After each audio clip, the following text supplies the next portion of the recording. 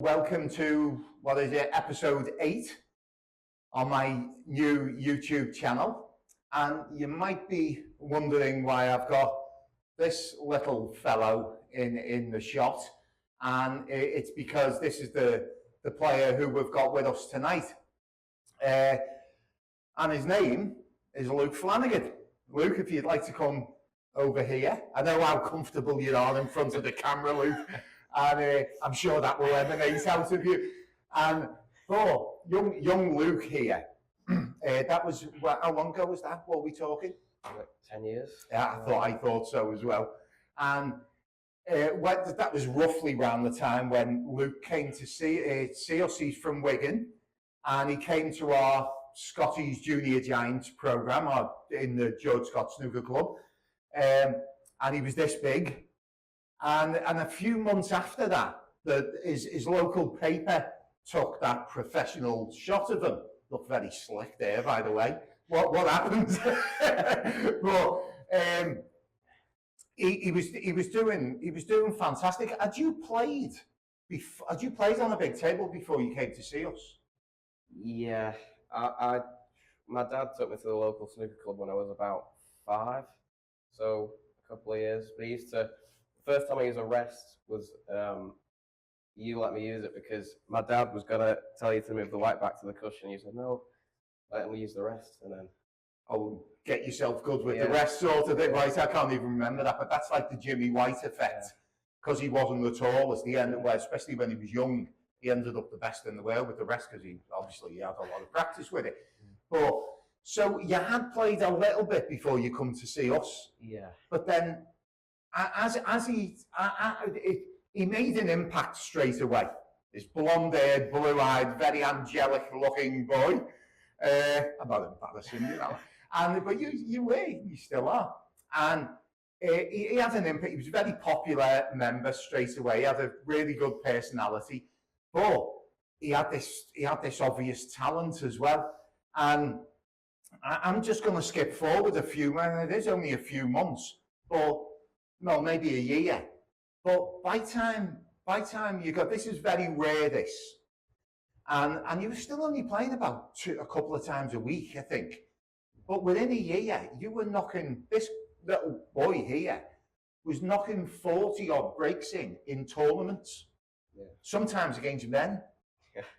And so much so that we had the program at the time, I'll level with you, I can't, I mean, a lot of people might know this anyway, but if you don't, I can't put the same amount of time into junior programs that I used to.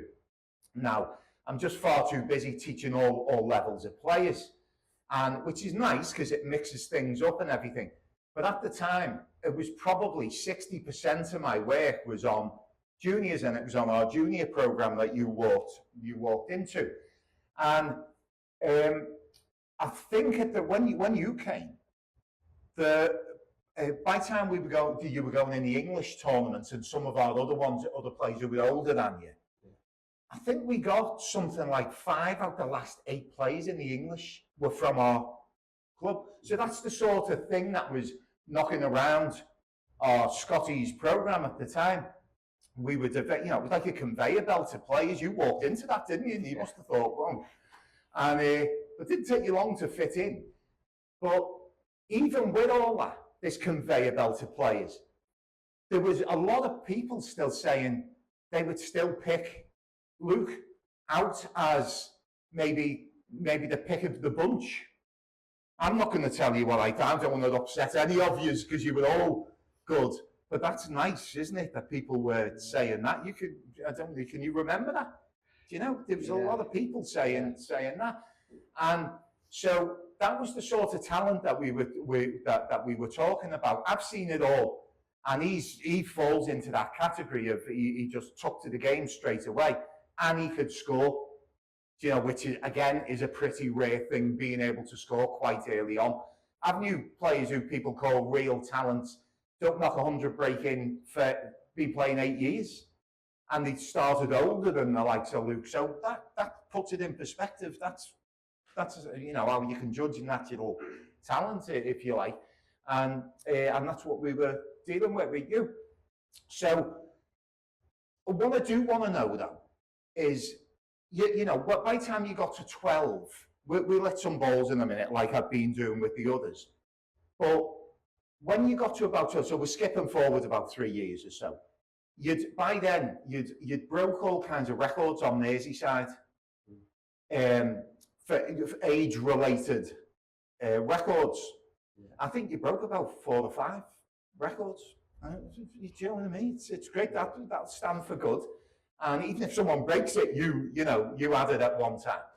And then, but it's getting a bit sketchy for me from 12 onwards, because you were doing so well. Am I missing anything out when you were around 12? You know, you broke all them records. You started scoring quite heavy. Am I missing anything else? Anything obvious? No, I think I had my first tournament when I was 13. Right. Something like that. Right. Yeah. So, but when would you say what sort of happened? What sort of happened then? You know, we're standing here now. You know, have I got a top pro in front of me after them 10 years or not? And the answer at the moment is no, isn't it? yeah. And so, and this is the thing. This isn't any sort of like slight on Luke. You know, we love Luke. He's like one of our family. Why I'm bringing this up is because it's life and it's a very real thing, and there's only one player who makes it out of every so many. And sometimes the players who haven't got the obvious talent put the hard work in, and then they go on and achieve good things. And then others who are more obviously talented, I don't know, something happens sometimes, and they maybe don't put the same level of effort in to the game as someone who isn't as talented. And I'm not saying that happened with you, but I don't know for sure. You know, you'd go away from us, you know, and you'd go back home and everything, and there was no fly on the wall thing there. It's just, what sort of happened from sort of 12 onwards? Hit some balls while you're doing it. Yeah, by the way, he hasn't missed the ball while he's been warming up. You're going to miss this first ball, aren't you? And you know, if you do, you know what we're going to say. Just nice and chilled and have some fun with it.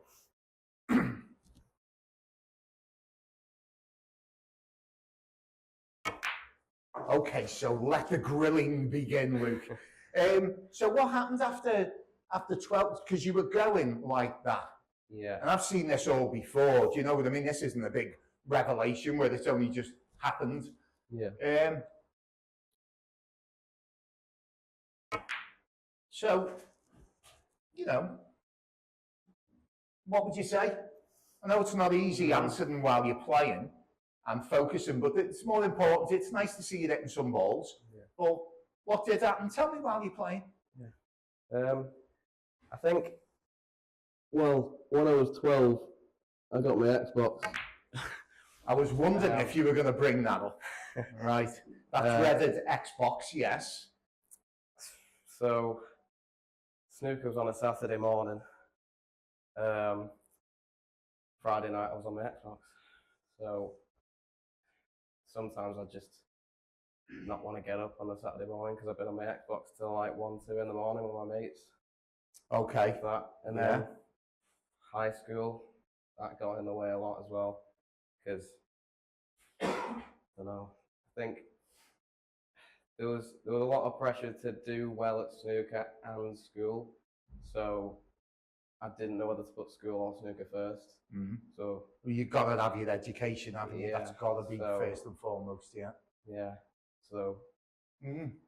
So you know the thing, carry on playing. Just, you know the thing about the likes of the Xbox. We're now getting into areas where you know when I was a young player, you had 3 channels on the television and that was it. And you know there wasn't always something good on, and you didn't have, apart from playing football and other recreational things, you were delighted to. When I started playing snooker, you'd have to have scraped me off the table, and we couldn't play enough because they didn't allow us to. You know, you could only play at weekends and things like that.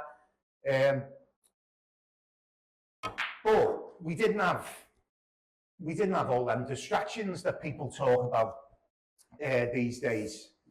Yeah, Luke, go on. And so it was quite natural for us to just fill the hours in with dedicating ourselves to stuff. How much of a distraction did you find? Did you find that, you know, just for the likes of yourself and players of this day and age? How big a problem do you think it is? I've got my own opinion on this, but you've sort of lived that at that age. Yeah. What would you say in comparison to the example I just give you, the bus? Yeah. I think it's a much bigger problem now because, I mean, you've got the likes of Adam Abbas going up, and I've heard his dad doesn't let him use his phone while he's practicing and things like that. Yeah, which is fantastic. It is really, really good. So, I mean, Yas is a great guy. Hi, Yas. Yeah. Hi, Adam. But isn't that refreshing? Yeah. Do you know? And what a way to go. Yeah. It's a start, isn't it? It's a good start.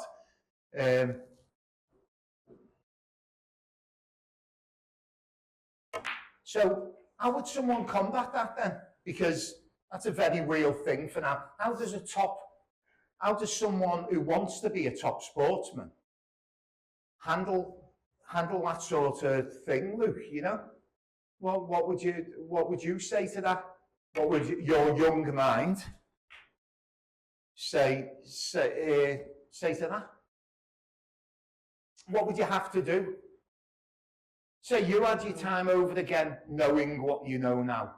Yeah. Is there anything you could have done a little bit differently, or would you have done anything differently? You know, because why I'm asking you is you can learn, because I know after you've finished university, you want to have a pop at this game, a proper pop at this game. We'll talk about that a little bit later. But even just for anyone watching who is doing just that at the moment, because it's all around us, isn't it? It's just, so what would you have done differently to get as much out your game if you could do that again? I think I would have needed to practice a lot more solo on my own. I think it's just as much about me being on the Xbox as it is about me not playing snooker. Like, I could have been on the Xbox as much and still fitted time in to do snooker, I think.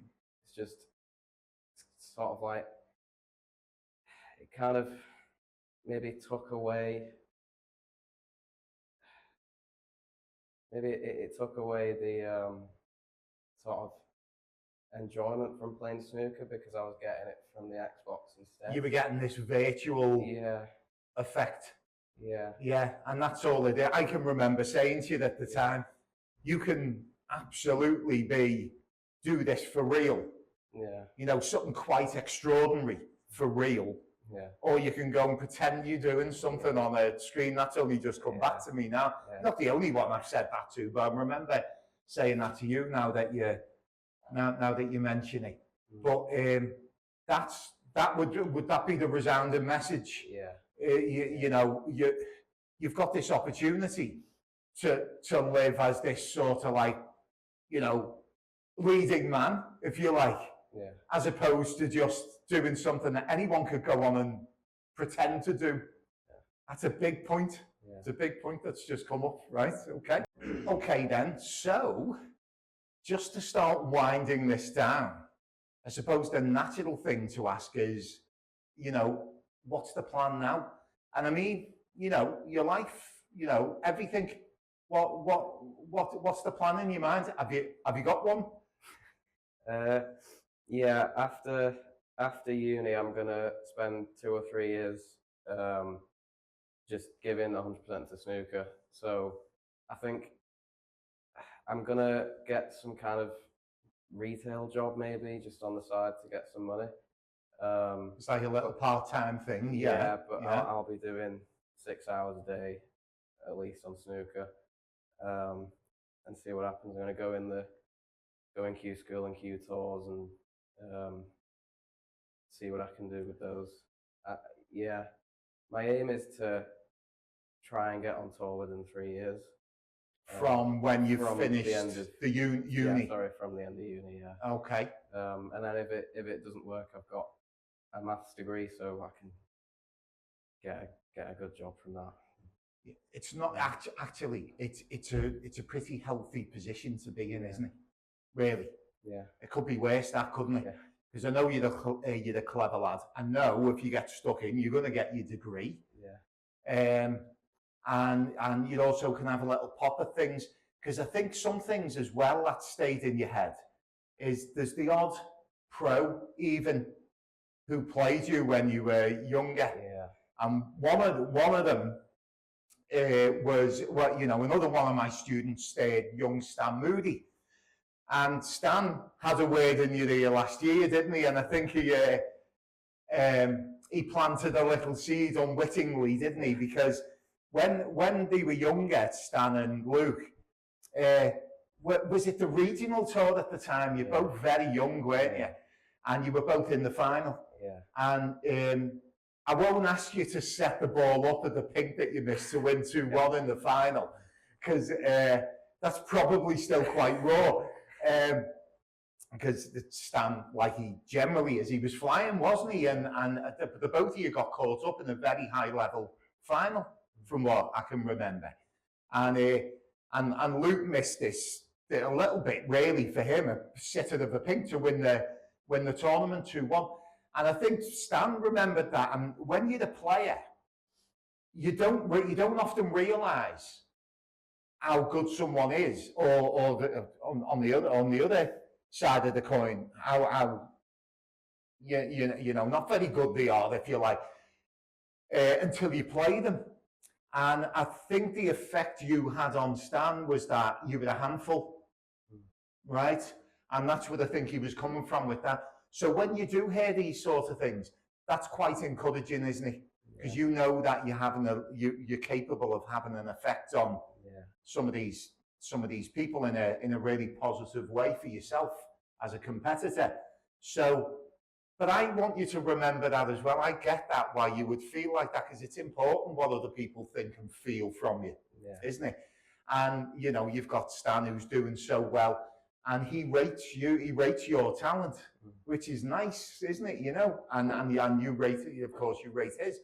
But so yeah, that just sprung to mind with me on that, because I think that's worth a mention at the very least. That both of you were really pushing on, and he's continued to. You're going a different route. You know, you're going the education route, and then you know, having a go at the pros. So, I mean, Luke, you know the score with us all. I just wish you all the luck in the world. I just want you to be happy, and you can be happy on or off the table, can't you? We know that there's more than one way to skin a cat, as they say. And but we're always here for you. You know the score. We'll get stuck in at the time as well, while you're doing all your practice and everything. But I'd just like to say it was a pleasure to have you here. And again, before we finish, I think I'm going to move this ball.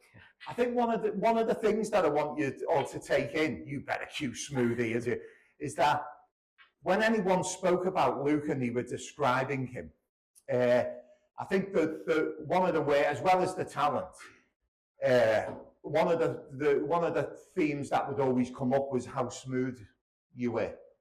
You've had that said to you a lot. I've certainly had that said to me on, you know, where you're concerned, and no one needs to tell me. I know you're a smooth operator.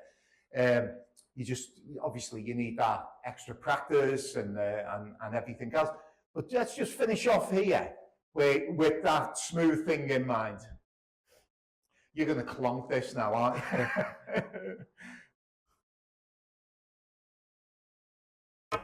But he's got that thing where the cue glides on the bridge hand. So you know, there's not much tension there. You know, that's always a big thing. I knew you'd throw a quickie in when I'm talking. this.